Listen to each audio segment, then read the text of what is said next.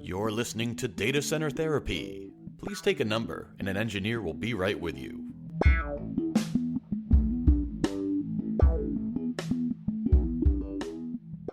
Welcome back to Data Center Therapy, a podcast from Ivoxy Consulting that talks all things IT with a healthy dose of empathy. I'm your host, Matt Max Headroom Yeti, and alongside me is my co-host, Matt Cozzolino. Hello, everyone. In each episode, we dive into a wide range of technologies that make up this beautiful sandbox called IT that we all play in. We share our hopes and dreams, opinions both positive and critical alike, all with a touch of empathy, because at the end of the day, we all need a seat on that couch. So before we get started, I wanted to give every one of our listeners a heads up to our upcoming Hands-On Containers and Kubernetes training classes. Now, these are brand new, and they kick off in February, so just 2 short months away. They're taught by our co-founder, Alec Taylor, and we'll have sessions in Kirkland, Portland, and Spokane. In these classes, you're going to learn how Docker and Kubernetes containers work, how to get started with our hands-on labs, how to install them, configure, and manage. You can get more information by following the link that we're going to share in the show notes and on our blog. Okay, with that said, let's move on to the topic of the day, home automation. All right. Yay. This is something we've touched on in a past episode, right, Kaz? But Yeah. it's we didn't really give it. We talked about our home labs and a little bit of what we did, but we didn't get into really start from scratch or really all the concepts that you have to think about when starting. And you just recently had a change of domicile, kind of. So And I have had that kind of a clean slate, right? Yeah, I've got a bit of a clean slate. I moved in with a buddy of mine a couple years ago. He had a whole bunch of stuff set up as far as home automation goes, but it wasn't. It was more of like it's set up and I can turn the lights on and off, and that's just kind of where it got left. So there wasn't anything else done with it. He's moved.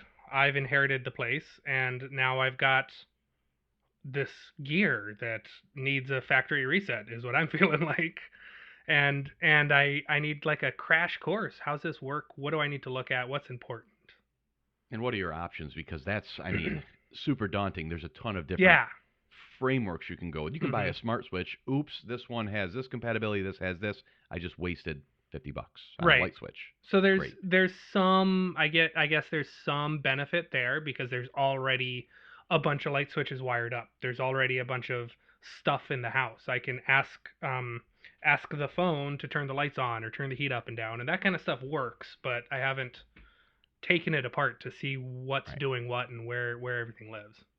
And so in contrast to your setup, I purchased a house here coming up on 2 full years ago. Well, it's been 2 full years since I've been in the house, and took the opportunity to say, okay, now I finally own a place. I'm not renting, and I can make this my own, and I don't have to worry about the owners of the house wanting it or ripping it out afterwards. I can just put stuff in a semi-permanent state.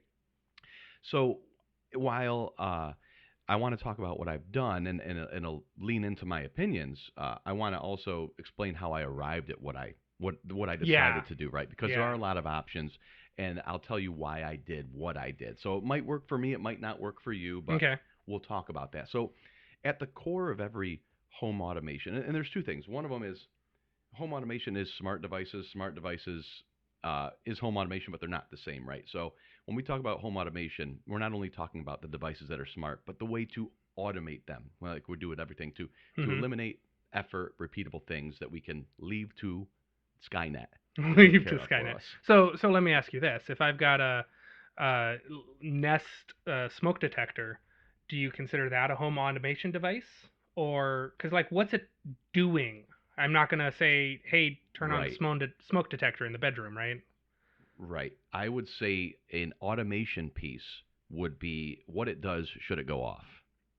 Okay. Right. Does it alert you? Does it turn on sprinklers, whatever? So the automation piece of that is like the smoke detector goes off and then all the lights in the house start blinking or something. And right. And I would even say while it technically probably is home automation, you're not really doing that. That's all built into the individual product itself. It's on an island. It could be on an island, right? It can do all that by itself. So I'm talking about the glue that holds it all together, that enables these automations between multiple devices, And that's the core of this all, and that's what we call the hub, Mm-hmm. right? That's our home automation hub. And this is where this is really what you have to get right, I think, off the bat. This is where you Okay. should spend some time thinking about what the hub is. And certain hubs have different methods of communicating, radio frequency and technology, like Wi-Fi, Mm-hmm. or some of them do RF, and some of them do Bluetooth. That's one thing that you want is a robust Wi-Fi system. That's Okay. one thing that I see a lot of people complaining about is like, hey, these aren't firing, and this is really unreliable, and they just have this junky TP-Link router that's sitting in the corner, and all these smart devices are supposed to Okay. come off of it. I was going to ask you that question right there was, is the Wi-Fi I have in the house as important than the Wi-Fi that the device uses? For example, I've got a Sonos box, and if I plug it in and the Wi-Fi is being weird, it will stand up its own Wi-Fi network and mesh everything together. Is the expectation that everything's gonna run off of that Wi-Fi, or is the expectation that everything's gonna run off of my home Wi-Fi, or that this device, this hub over in the corner, is gonna stand up its own network and then talk to all of these remote devices? So we're chicken egg in our conversation here because I mean, yeah, yes, maybe. The the way the way that some technologies work, like a Philips Hue, Mm-hmm. all of those bulbs talk to each other supposedly. Mm-hmm. I believe that's the case. I don't. I think a good Wi-Fi at home, whether it's mesh or multiple access points with a controller, I think that's just has to be a given.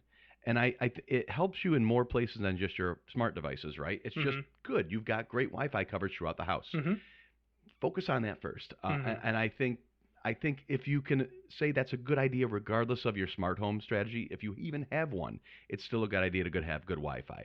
So I would say make sure your Wi-Fi is good, Okay. regardless of. And that way you can also say, all right, I'm not going to rely on my smart devices to handle that for me. They're going to join my Wi-Fi network, whatever I hand off, an IoT network, something like that, Well, and go from there. that's kind of why I was asking about that, because I would rather control that Wi-Fi signal, because there's only so much Exactly. airspace, right?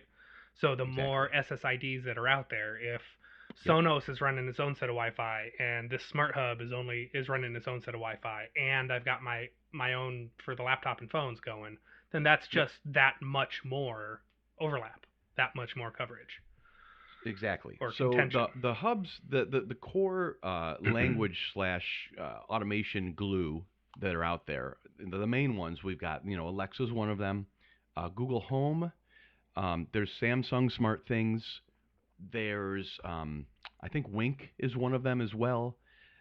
The big one, and I'm going to go deeper into this, is obviously Apple's HomeKit. Okay.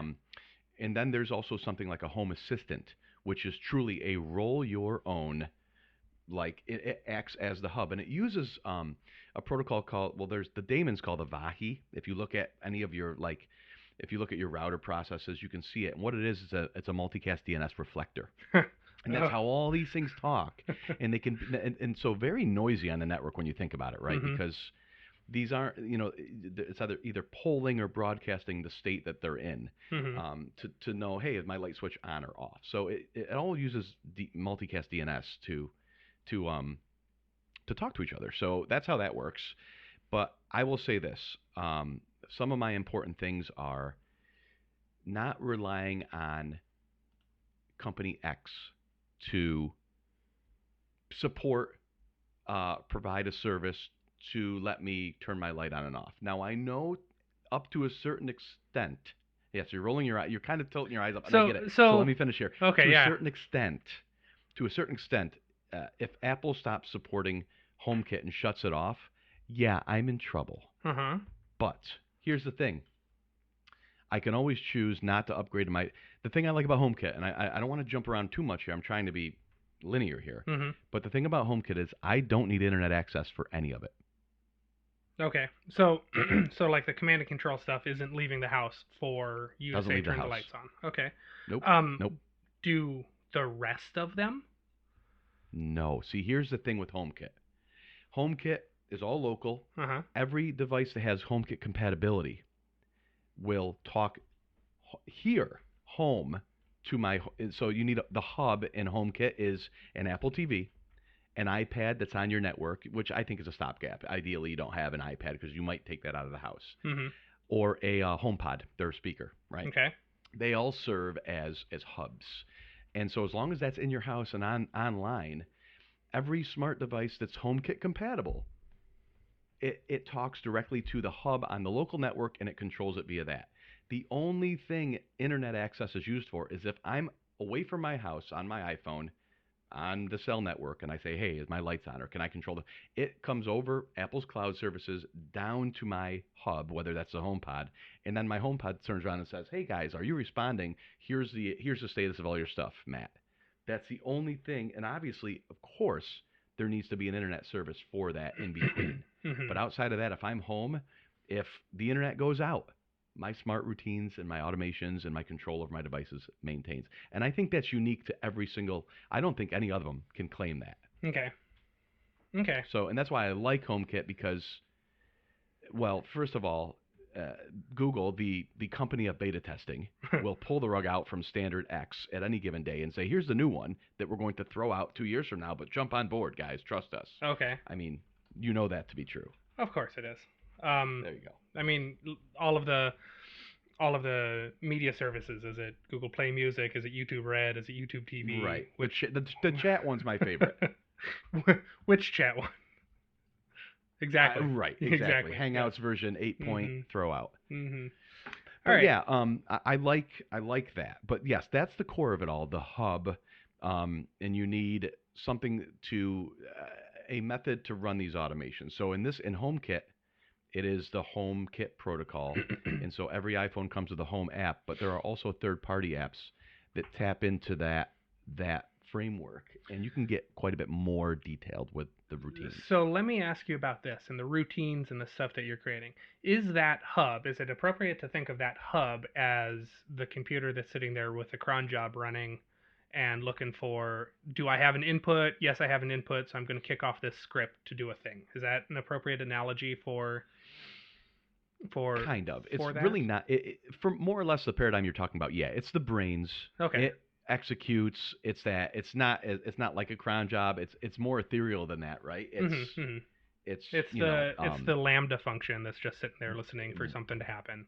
Yep. Yeah. Yep. Okay. It is. So go ahead. What's that scripting language look like? That was one of the things that was kind of daunting about looking at. So I've got a SmartThings. That's what's in the house, is the SmartThings hub, right? And all of the switches and everything's integrated with that. So I've already got that there.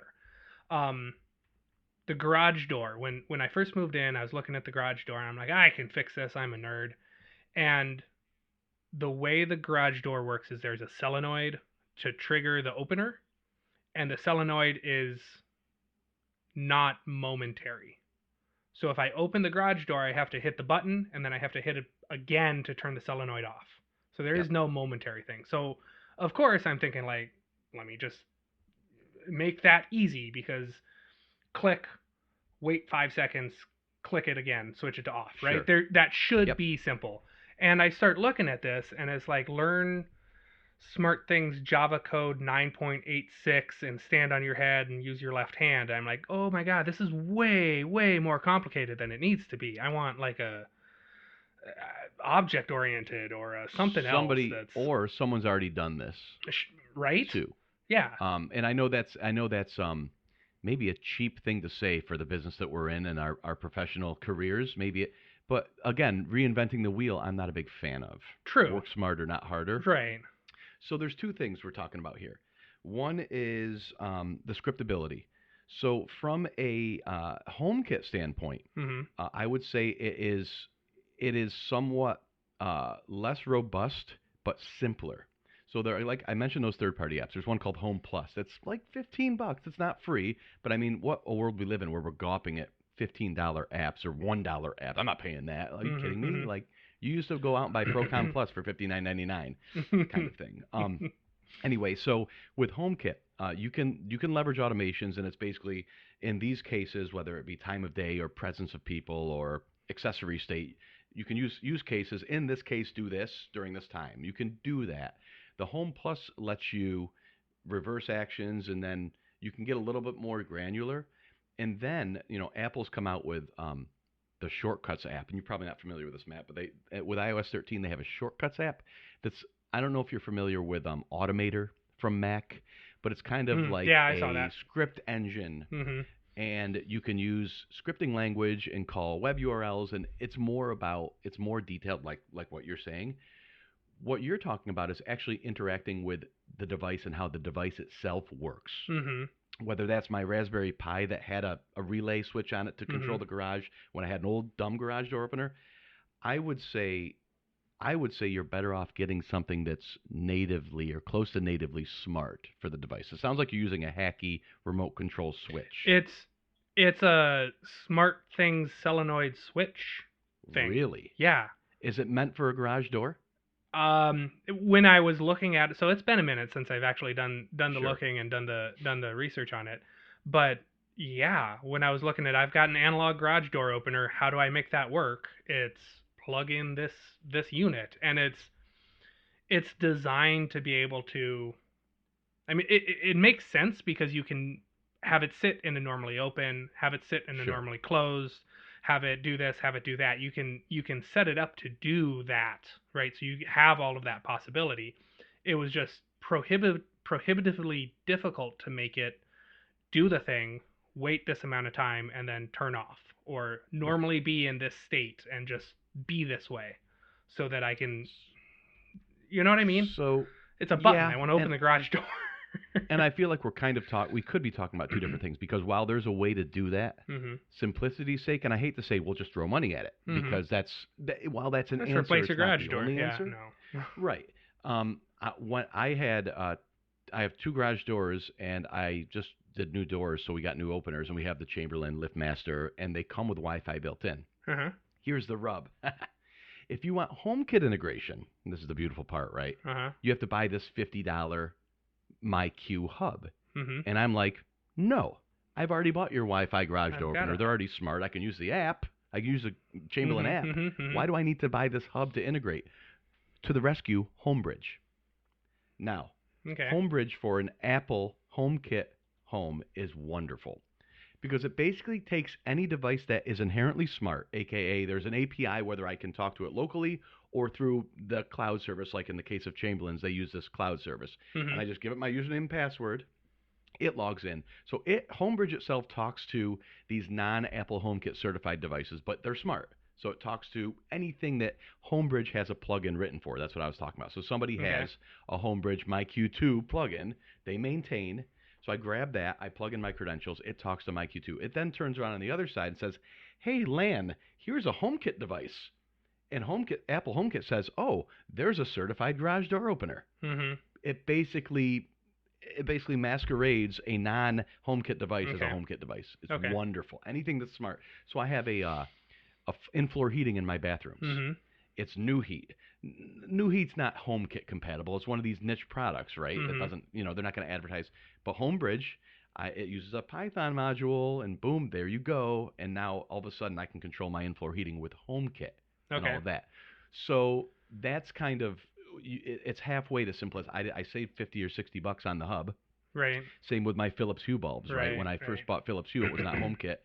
Apple required some physical security chip in it. And all these companies, rightfully so, saying this is a $30 piece of equipment. I'm not going to buy a $30 chip Just to and pass make that it along work. to- Yeah. It's ridiculous. Yeah. So now Apple's turned over, made it software enabled, but Philips says, oh, you got to buy the new hub. No, I don't have to buy a new hub. My existing hub works perfectly. I'll just use Homebridge to turn it into a HomeKit aware device. Okay.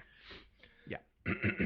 So one of the things that I've been doing over really just the last couple of weeks has been kind of an audit of all the stuff in the house. When I first got here and took over all of the network, I moved everything onto my Wi-Fi and kind of rejiggered all of the gear. So I definitely have a 5 gigahertz steering radio doing all of my workstations, phones, laptops, all the high speed stuff. And then I've got my IoT devices Wi-Fi Yep. that's pretty much just kind of leaning on 2.4 because I want to say the Nest smoke detectors weren't working nice, weren't playing nice on that, trying to band I think steer. depending on the year, I think that's Mhm. true. Yeah. So that's sitting there, kind of running everything. So I'm kind of getting everything locked down, and I'm just realizing that I've been able to, and I do it all the time because turning up and down the heat's a thing. I use the Google Home app to do that, and I don't necessarily recall ever setting up integration between the Google Home app and my smart things. I don't know specifically, but I would assume that Google took it upon itself to say, hey, this is a Google product. You're signed in with your Google account. Oh, let me just integrate. Let me throw myself into your Google Home profile. Right. So like, I guess is Google Home is the app on my phone calling into the servers, the Google servers, and then they're sitting there with an API that SmartThings has set up to poll against. I don't think it has anything to do with smart things. In that case, you probably have multiple. You have two hubs now. The lights work and the thermostat works, but there's literally no other devices in the house. So where is that running? I have the a smart. cloud. I have. Yeah, no. Unplug your internet and try it, Matt. And see if it works. There's your answer, right? Right. I mean, that. And I don't know if smart things might be similarly local for some things. I don't know. I would wager that Google will not work. That's my guess. And that makes sense. That's the integration I run into, or the kind of questions I run into is like, where is this thing working? It magically works. Yep. But Yep. I don't understand how or where. That's us being nerds, right? Because one of my big gripes about Apple is, and this is not this particular thing is not specific to Apple, but no automation, PSA, none of them are 100% reliable. I woke up this morning, my heat wasn't kicked up. And therein lies the problem. Where's the log file for me to dig into to say why didn't it fire? What happened? There is none. There is a HomeKit log somewhere, but you can pull it down from third-party apps, but it doesn't show like, oh, I tried to reach this guy and got a timeout. It does not show that. It's like, hey, it's 6 a.m. Something kicked off. Well, it didn't work. Why? There is no answer. It just didn't. And being Apple, I probably there's probably not a lot of hope that part will improve. Admittedly. That being said, I like to look at where does Apple make its money, and knowing what I do with my home automations or what devices I have in my house don't really serve it. They want to sell me devices. They want to sell me their services now more increasingly, but their services don't rely on knowing what I'm watching or knowing what's going on, which you people, millennials might call me a fanboy because everybody's a fanboy if you like something, and you're a hater if you don't, instead of just being like, well, this is what I like to use because it's good for me. I like HomeKit and the Apple ecosystem because I'm going to be in a ecosystem. I just am. It's our job. It's our life nowadays. I like what Apple does the most. It's not perfect, and there are plenty of gripes, but overall, I like the fact that for the most part, I control my stuff. Okay. If you really want to control all your stuff, you can use something called Home Assistant, which is basically like a HomeKit framework. It's not HomeKit. You set up your own VM or whatever at home or on a Pi. But then you're talking about what language, Matt? You add a script all of that and write your own. And you can download plugins and all of this. But at the same time, I still believe, depending on the smart devices you use, it still might leverage the cloud service to control those devices. Okay. Or HomeKit dictates, if you're going to be HomeKit certified, you need to be controllable locally. Right. And so that, even if you have a cloud service like Ecobee, it uses its cloud service through its app, of course. But since it's HomeKit compatible, it still has that back channel. It can still listen locally to whatever device you've got running in the house to get its status. And the thermostat who really cares, because if I'm home, I can always go over to it and put my finger on it and go, brrr. Right. There's that. Do you have an Ecobee? Is that what you have for the thermostat? That is my thermostat. I used to have a Nest, and hardware-wise, I loved it. Mhm. The outer ring, the interact. It's a Mhm. beautiful piece of hardware. And I'm then not a Google huge bought it. I'm not a huge fan of the touchscreen on the Ecobee, but yeah, I know what you Same. mean Agreed. about that Agreed dial. with you. Mhm. Agree with you completely. Google bought it and predictably started breaking stuff. And one of the things was the HomeBridge integration. Because Google's Google and not Apple, of course, they're Mhm. not going to release HomeKit. Fine. So for the time, I had HomeBridge integration with Google Nest. Fine. There you go. Now it's a HomeKit compatible device, and Google broke that. Oh, they took it all away. Took away API access. All of this. Basically, taking a product that I paid for and deprecating its features, Mhm. after the fact. I mean, there's a I whole other conversation about that process, but yeah. Oh yeah, I mean exactly. But I sold it and got an Ecobee Okay. for that reason. So I think from a HomeKit standpoint, there is no cloud service that's going to break or change that's going to disable your home. Shouldn't be. Shouldn't be. It's Yeah. probably the least likely, or I would say that. Okay. That being said, it's I wouldn't say it's one of the more. It can be one of the more expensive options, but ultimately, whether a light switch supports HomeKit or Wink or Z-Wave or whatever the Right. technology Yeah. is out there, you'll maybe a $5 difference. I have a ton of Leviton smart switches and dimmers. Mhm. So when we renovated our house, we put in those Leviton Decora. They're the flat paddle looking Okay. things, nice looking. Okay. I don't, as much as I'm techie, I don't want my house to look like a spaceship from The Expanse. Yeah, I know, maybe you do. Great show. But right? Leviton, Yeah. Lutron makes switches that are more fancy, Okay. digital looking. Leviton makes the Decora switches that you can barely tell they're smart switches. Yeah. Those all run, HomeKit's over Wi-Fi. It doesn't use RF or Bluetooth or infrared or anything like that. It's a Wi-Fi device on your network. If you have, like we talked about earlier, if you have good Wi-Fi. So okay, so I want to back up because we've talked about a couple of different things now, and it's got me a different question for you here. That switch, right? You install that switch, and it's Mhm. talking to the hub, and it sounds like you're implying that it's talking to the hub over your home Wi-Fi. That's correct. So at some point, you have told this light switch to connect to your Wi-Fi and to use this SSID and this password for that. Yep. How did you do that initial setup? So every HomeKit device has an 8-digit code and a QR code Okay. on it, usually on Okay. a sticker on the product itself. And what you do is you go into the HomeKit app and you say, hey, let's add a device. And you scan the QR code from the light switch, boom, and then it goes out. And so what I'm assuming happens is the light switch comes with its own.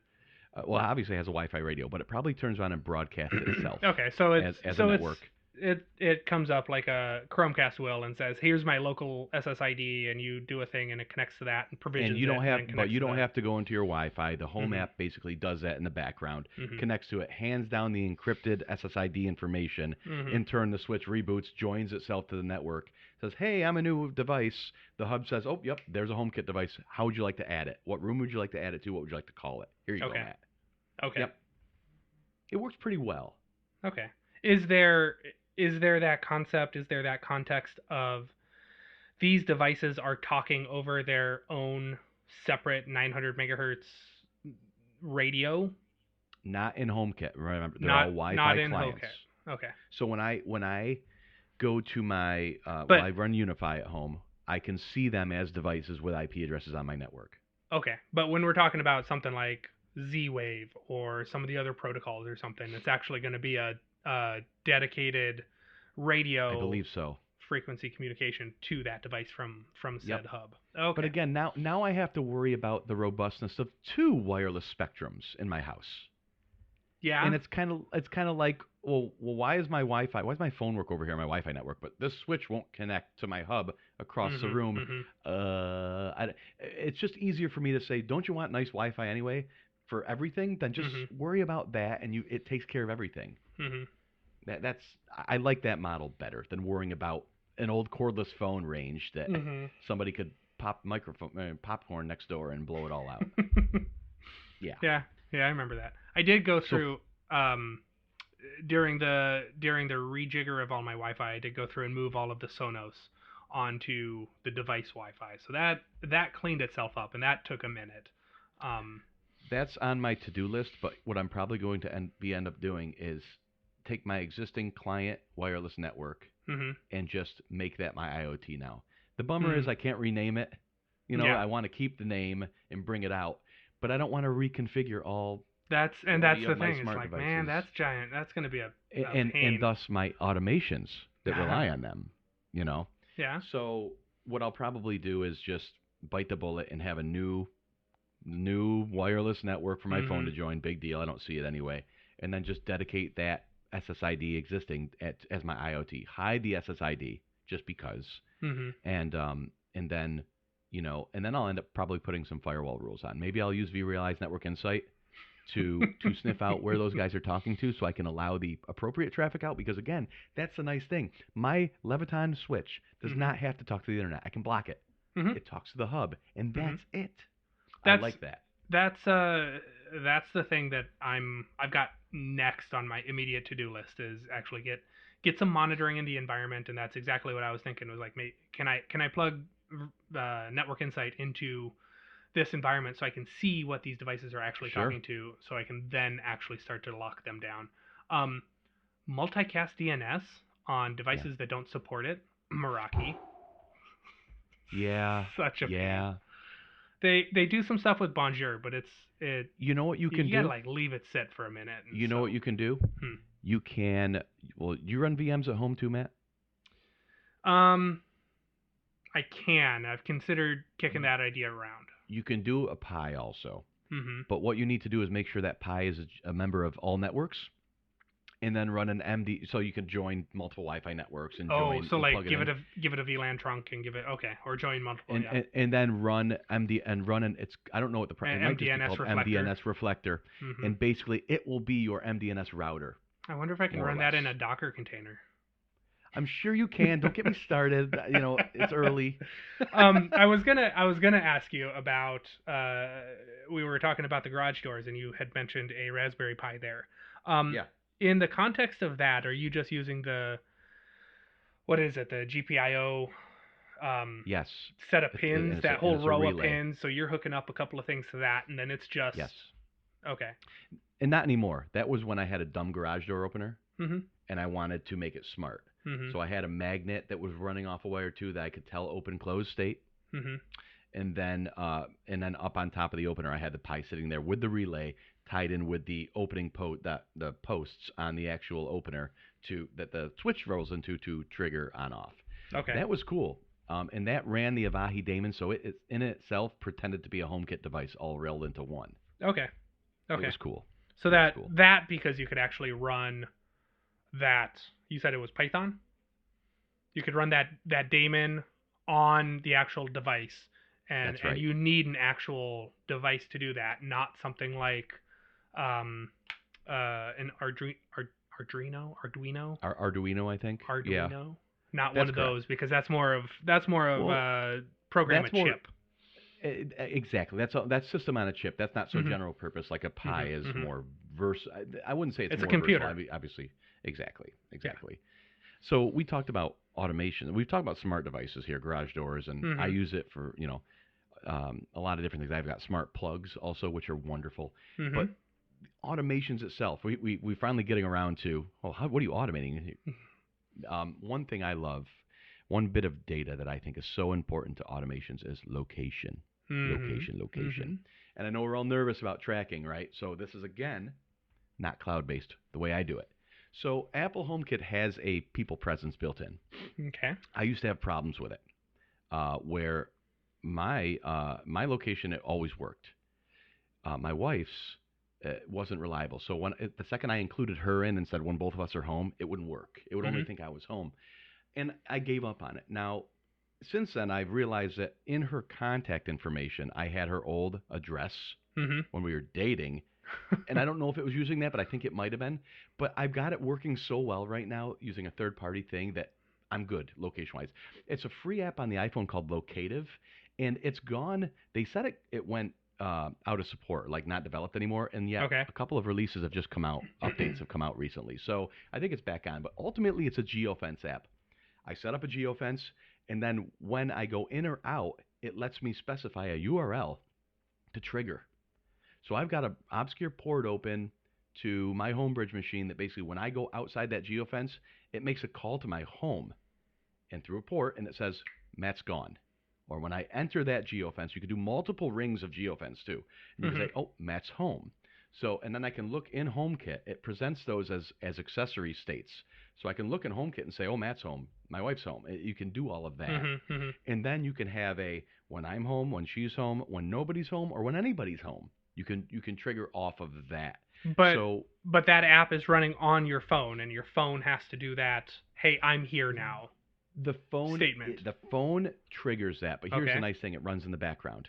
Right. It's basically and as much as nothing of this is 100%, this is as close to 100% of the whole shebang as any component is. It's very reliable. Okay. Which I'm very happy about, and I can always download the source code that on GitHub they posted it. Yeah. So if they ever stopped updating it, I could grab it, roll my own, push it with Xcode. I could do that, which is cool.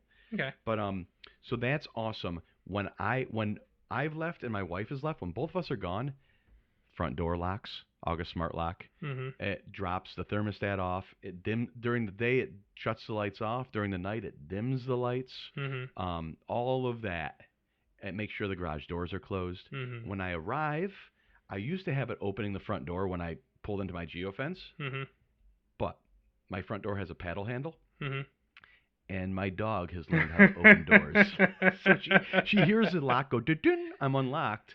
And then she starts blasting away at the handle. Hey, what's up? And you come home to her running around on the front yard. porch one day. I was like, I'm going to use August's own Bluetooth background thing as I approach the door. It unlocks now. It doesn't use the HomeKit hub. It's direct Bluetooth. So that's how I leverage that. But that's great. I have my bathroom fans, both of them, on smart switches. And what I have an automation set up to when that smart switch goes on, reverse that action in 30 minutes. So when my when that shower fan, I will never go back and turn a fan off, but I want it on for humidity, right? I want to get that out of there. See, I was gonna put in one of those old school knobs. That's exactly what this is, more or less, right? Right. But I mean, I can see it on my phone. See, isn't that fancy? Yeah. The coolest integration, and I know we're running long. Amazon Dash buttons. Do you have any of these?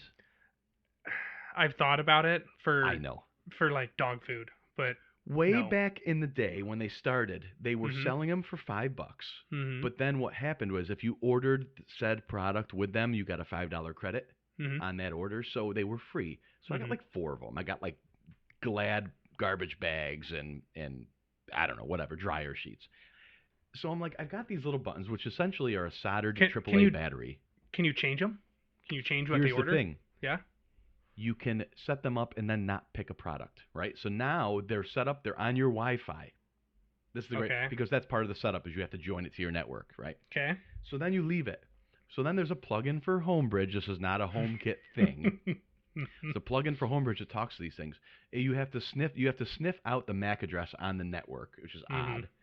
Your Homebridge machine has to have presence on the wireless network, which it didn't, but I changed it. So I got it where I was saying, Siri, good night, right? And then the lousy thing would scream back at me, okay, I'm setting up your scene, good night, have a great day, la-di-da-di. And I'm just like, shut up, I'm half asleep. Just do it. So instead, I programmed the dash button. I have one on my side of the bed, right along the edge by the headboard. And on my wife's side of the bed, same thing. Whoever feels, they roll over, hit the button, no noise, and it sets my nighttime scene. They're brilliant, and they'll run until the battery dies, and then I'll figure something else out to trigger that. But it's fantastic. No light, no sound. Really cool piece of automation. That's one of my favorite automations right there. Okay. Yeah. So you're going to get HomeKit. You're going to run right out to the Apple store and go buy an Apple TV today, right? Totally no. Absolutely not. No, I mean that's the whole thing. Is everything is already installed and deployed, and I don't have to rewire anything. And they're all Samsung Smart Things compatible? Yeah. Everything's hooked up. I have no idea. See, I would. So, what if I were you right now? And I'm Yeah. not saying Samsung SmartThings is not the way to go. I would just look at how it communicates. What is it? Just a Wi-Fi thing? It might be. Um, and It just isn't. think I of know how I know it isn't because the only thing I see on the Wi-Fi on the network is the smart things. So I just see them bailing out in a couple of years. um Philips bought them.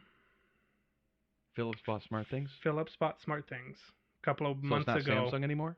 Maybe Samsung bought smart things. A couple of months ago I had to go set up my account with Samsung or Philips or whomever it was Oh, okay. to now join my smart Yeah. things to the Yeah. thing. I believe Z-Wave, actually. I was thinking my neighbor was asking me my advice on I Mhm. want to spend some money, I want to do some smart Mhm. stuff, what protocol. I think he was settled on Z-Wave because I believe every Z-Wave device is a repeater also. But like we talked about, that's our secondary wireless thing.